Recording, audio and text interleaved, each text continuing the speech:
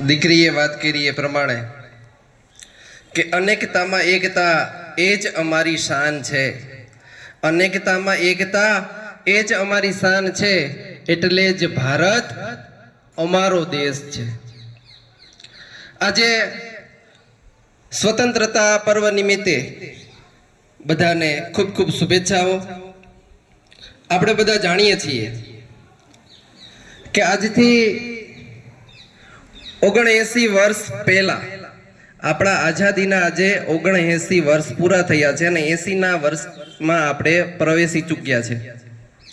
જ્યારે આપણા દેશમાં આઝાદી નહોતી મળી ત્યારે આપણા દેશમાં બ્રિટિશરો, અંગ્રેજો નીચે આપણે ગુલામી ભર્યું જીવન છે જીવતા હતા. આપણો દેશ અને આપણે ગુલામી ભર્યું જીવન જીવવું એ તો કેવી રીતે આપણે સહન કરી શકીએ? તેમ છતાં પણ આપણે 200 વર્ષથી પણ વધારે અંગ્રેજોની ગુલામી નીચે જીવન જીવતા હતા. ધીરે ધીરે આપણા દેશના લોકો છે એ જાગૃત થવા લાગ્યા અને એક એટલી હદ સુધી પહોંચી ગયા કે હવે આ અંગ્રેજોથી આપણે જરા પણ સહન કરવું નથી. મહાત્મા ગાંધીજી, સરદાર વલ્લભભાઈ પટેલ, સુભાષચંદ્ર બોઝ, ચંદ્રશેખર આઝાદ, આ બધા જે નેતાઓ હતા એને ખૂબ સંઘર્ષ કર્યો.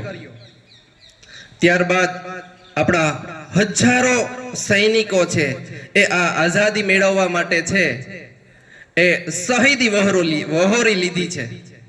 અનેક દેશવાસીઓએ ખૂબ આની પાછળ મહેનત કરી છે અને જે શહીદો દેશ માટે શહીદ થયા છે એ શહીદોને આજે આપણે કેમ ભૂલી શકીએ? એવા શહીદોને આજના દિવસે આપણે એને સત નમન કરીએ છીએ. આપણો દેશ આઝાદ થયા પછી આપણા દેશની અંદર ધીરે ધીરે આપણો દેશ પ્રગતિના પંથે ચાલતો ગયો છે. આપણું બંધારણ ઘડાણું, બંધારણના નિયમ મુજબ આપણે કાયદા કાનૂનને ધ્યાનમાં રાખીને આપણો દેશ છે વ્યવસ્થિત રીતે ચાલતો કર્યો.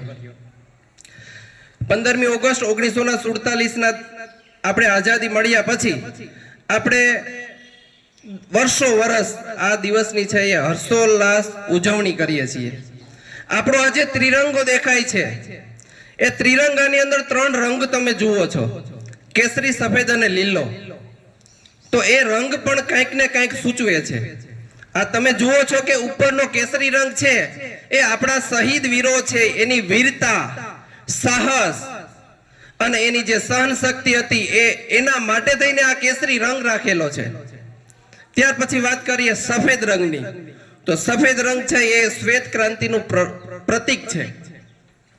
સત્ય માટે ઝઝૂમી અને આપણે ધીરે ધીરે શ્વેત ક્રાંતિ તરફ પણ આગળ વધ્યા. ત્યારબાદ નીચેનો જે કલર છે એ લીલો કલર છે. લીલો કલર આપણી હરિયાળી ક્રાંતિ અને પ્રગતિનું પ્રતીક બતાવે છે. આ 3 કલર દ્વારા આપણે આપણા દેશની છે એ પ્રગતિ જોઈ શકીએ છીએ. વચ્ચે અશોક ચક્ર જોઈએ છીએ. અશોક ચક્રમાં 24 આરા છે. દરેકે દરેક આરાની અંદર એના ગુણ રહેલા છે અને ચક્ર છે એ ગોળ ફરે છે. ગોળ ફરે છે એનો મતલબ એવો થાય છે કે એ આપણો દેશ છે એ ધીરે ધીરે આગળ ને આગળ પ્રગતિ કરી રહ્યો છે. તો આપણા સૌની આજના દિવસે આપણી ફરજ બને છે. આપણે એવું નથી માનવાનું કે દેશ ઉપર જે શહીદો છે, આપણા આર્મી મેનો છે, એ લડતા લડતા શહીદ થઈ જાય છે અને એને જ આપણે દેશભક્તિ માનીએ છીએ. એ તો છે જ, આપણા આર્મી મેનો તો આપણા દેશની રક્ષા જ કરે છે. પણ આપણે જે ફિલ્ડમાં છીએ એ ફિલ્ડની અંદર કર્તવ્ય નિષ્ઠાથી આપણે જે કામ કરીએ, પ્રમાણિકતાથી કામ કરીએ, આપણી હક અને ફરજોનું પાલન કરીએ, આપણા કાયદાનું પાલન કરીએ, આ પણ આપણી એક ફરજ રહેલી છે. આજના દિવસે આપણે સૌ છે એ એક પ્રતિજ્ઞા લેવાની જરૂર છે કે હંમેશા આપણા દેશને આપણે સ્વચ્છ અને ચોખ્ખો રાખવો જોઈએ. આપણા કાયદા કાનૂનનું પાલન કરવું જોઈએ અને આપણા જે હક છે અને ફરજો છે, ફરજોને ક્યારેય ચૂકશું નહીં અને હકને હંમેશા આપણે હક માટે ઝઝૂમી રહીશું. વિશેષ વધારે કાંઈ ન કહેતા. અસ્તુ.